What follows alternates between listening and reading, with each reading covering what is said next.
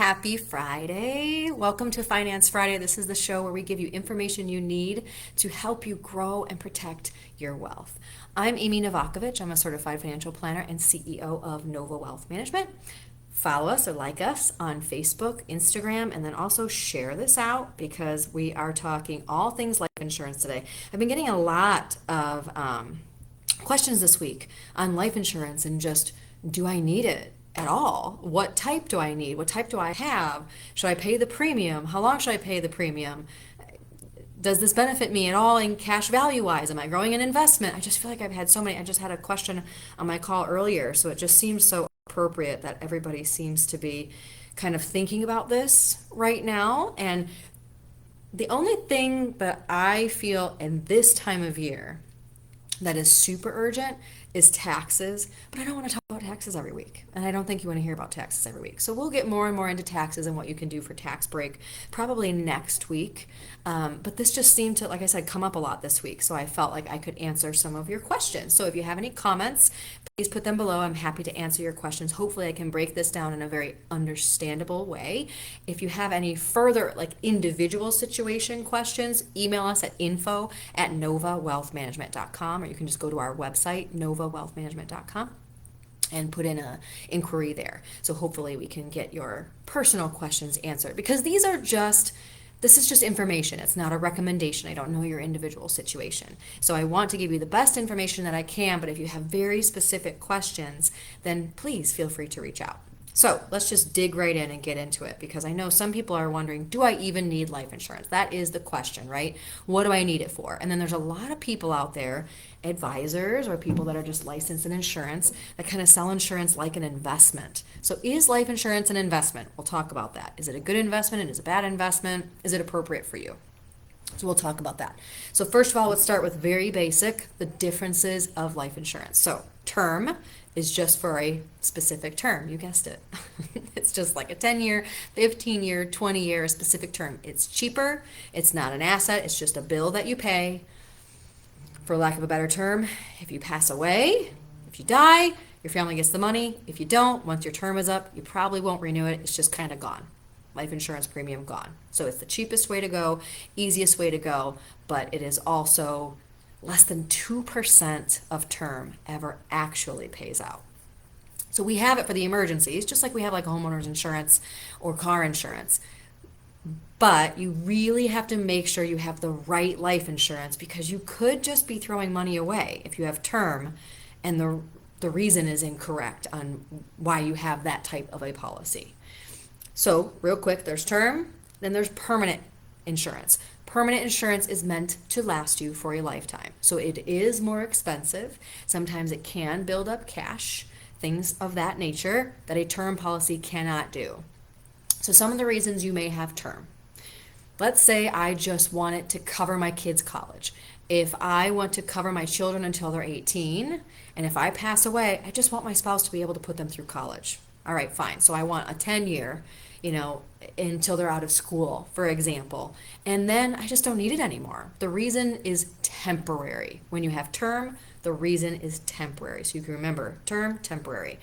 So if I have a mortgage, it's going to be paid off in 20 years, and we know we're staying in this house as of right now. I know plans change, but the plan at the time is that if I die, there's 20 years left on the mortgage. I just want my spouse to be able to pay off the mortgage. I don't want them to have to worry about a mortgage or debt or covering credit card debt or covering student loans. You would get enough life insurance for that term. If you die, they could take care of that. That's another reason.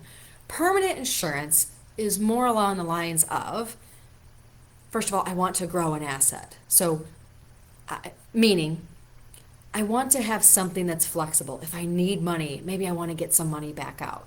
You can use it as a tax-free strategy, and I'll get into that in more detail in just a minute. I'm just trying to break down what permanent insurance is right now.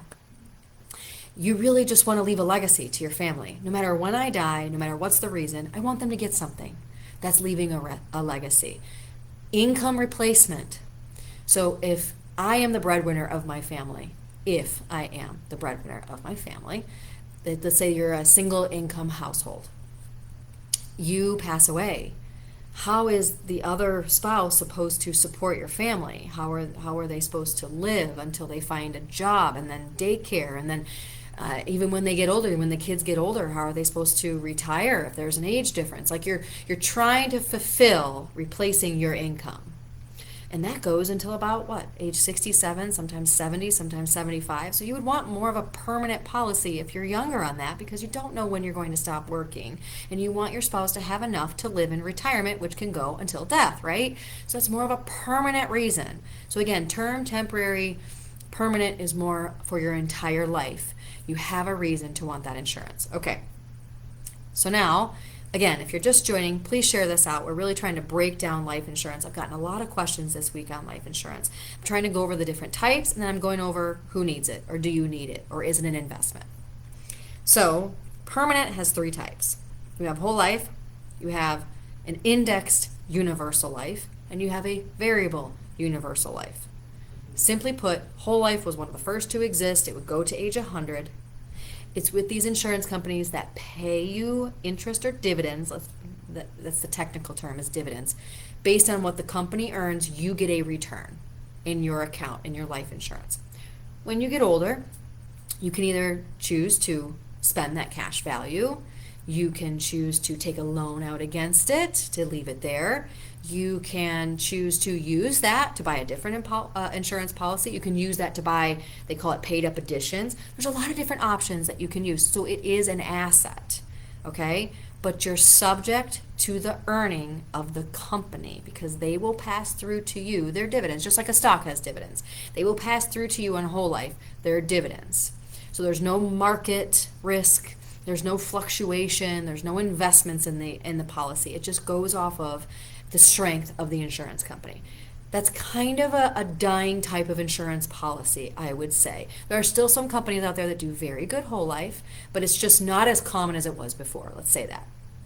Because there's 2 other types of permanent policies. So an indexed universal life goes off of, you guessed it, an index, such as like the S&P 500. Let's just use that as a simple example. That's the overall market, S&P 500. So your interest that you get in the policy depends on what the market does. You're not invested in the market. Let me give you an example. So if the market goes down, you just make nothing that year.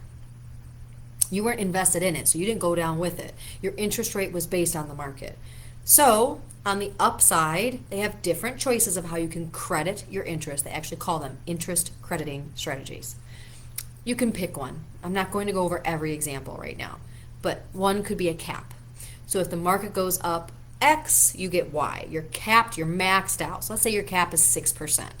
Market goes up 5, you get 5. Market goes up 10, you get 6. You're capped at 6. In exchange for, again, remember what I said, no risk on the downside. So that's an indexed universal life. And there's a lot more complications that goes into every different index. You can pick different indices. You can pick different interest crediting strategies. You can pick when the interest crediting strategies start and end, 1 year, 2 year, 5 year. They can get really fancy, so they can get really complicated. I don't expect you to understand everything that I'm saying right now, but I do want you to just start to recognize, is that a kind of a policy that I have? Because I want you to understand what you have.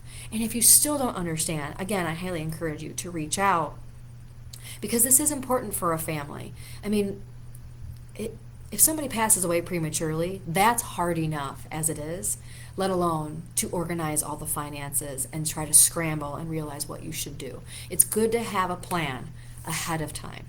So the indexed UL is for some people that they don't want the market risk, they don't want the fluctuation, but at the same time, they don't want to just get a fixed interest rate or a regular dividend in a whole life policy. They want something in the middle. Variable universal life is when you are invested in the market. So it goes up and down with the market. So there is some risk there. There's risk with an indexed universal life too, right? I mean, there's risk in everything that we do. But there's risk in a variable universal life in that it can fluctuate so much if the market tanks right at a time when you're older and maybe the cost of a policy has increased. You might have to come up with some money to put in that policy to keep it going. So variable universal life can be something that you also need to understand. There's a lot of fees in those. And by the way, if you're not sure what you have, you can just go to your statement. At the top, it'll say variable universal life, or just plain universal life is also a policy that you can get to make matters more confusing. But an indexed universal life, or it'll say whole life policy at the top. So you can start to dig through and see what you have and then backtrack through this and say, oh, that's what she was talking about. So who's the variable universal life for? Somebody who's young, somebody who has time to build up that cash value so that the market going down doesn't affect you as much, or hopefully won't affect you. That's the idea. And you can get some more gains in the policy so that you have some flexibility in that asset later on. So again, we were just in quick review, term and permanent. And we have in permanent, there's whole life, indexed universal life, variable universal life. Now, getting a life insurance policy for an investment. Here's what some may say. And you know what? To a certain extent, in a certain situation, it can work. So where you invest a lot of your money, they actually, just a slang term for it, is a rich man's Roth, because the money in a life insurance policy does come out tax-free. But it's all based on estimations of fees, estimations of interest rates, estimations of investment performance. These are all based on estimations. So you have to be careful how much you rely on this type of a policy for an investment. I would never have it be just anybody's sole retirement. I would have it be a part of an overall financial picture that you have that might be a tax-free bucket that you could pull from later in life. But I would not have anybody depend on this type of income from a life insurance policy, because everything in financial planning is kind of guessing, right? So you want to have things in different buckets. That's really how you succeed. Some rental, real estate property, some investments in a liquid investment account, some retirement accounts, some life insurance. Having all of this together when the market goes down, it is very valuable to have different places to pull from, due to taxes, due to what I want to sell when the market is down and what I don't want to sell when the market is down. I don't want to sell stocks that have been hammered but that are really good stocks, like an Apple or an Amazon or Google. When they're down, I'd rather sell maybe from the life policy in that year to meet my income need. So to have a financial plan, you also have to have a financial order, and that may include some life insurance. So that is really what I want you to take away from this as far as life insurance as an investment. I don't want it to be somebody's sole retirement plan, and I don't want it to be somebody's sole liquidity plan, meaning if I'm a business owner and I want to take a loan in 10 years, you shouldn't just have a life insurance policy for the sake of a loan. And in business, since I mentioned business, there is like a key man insurance policy, which is great if you're in partnership with someone. So let me just run this by you.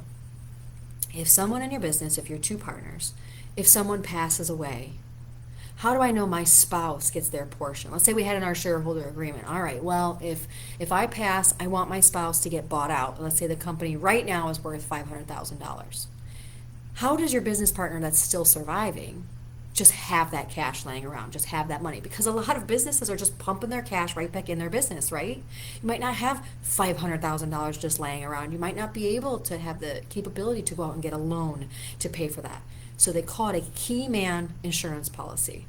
You can have an insurance policy that would be $500,000. If I pass away, my business partner is the beneficiary, or the business is the beneficiary, to pay the spouse off so that your legacy continues, so that they are bought out in the official way. And it's very clean, and you don't need to worry about somebody having to come up with the money and scramble for the money. So those are some uses for life insurance, other than just, I just think I need it because it sounds responsible. You have to have a specific reason for life insurance, because it is a lot of money, and can be an investment and can be an asset, and it can be just something that you're doing wrong. I mean, you could have the wrong type of policy. If you're paying these term premiums all your life, right? Let's say you have a term policy and you're paying term premiums all your life, and you get to age 60 and you realize your term is expiring, but last year you had cancer or you had a heart attack. you can't get a new policy now. It takes underwriting, meaning your health. They have to examine your health. They have to look at your records, your health records, your medical records. They have to do a blood and urine. They have to do an exam to make sure that you are still healthy. And if you just had a health problem and your term expires and it should have been a permanent policy, you can't get a new policy. So you have to have the right kind of policy. So this is important. This is something that people don't think about until later on, which unfortunately is just too late if you've got a health issue. Long-term care is a whole nother animal that I can cover a different day. But if you have specific questions on that, I'm happy to answer those, because there's long-term care raters that you can put on life insurance as well. But that's too much for today. We've already been talking 15 minutes. I don't know how this time goes by so fast. But again, if you have any questions, please feel free to reach out to us. We want to make sure you understand what you have, and we want to make sure that you're in the right type of policy at the right time in your life. So thank you so much for joining me. Have an amazing weekend, and send me some ideas for Finance Friday too. Like, keep these coming, because one person did mention to me life insurance this week, which is what made me want to talk about it. But send me the ideas, because I am so super open to them, and we can randomly do whatever we want every week. So let us know. All right, guys, thanks so much, and we will see you next week.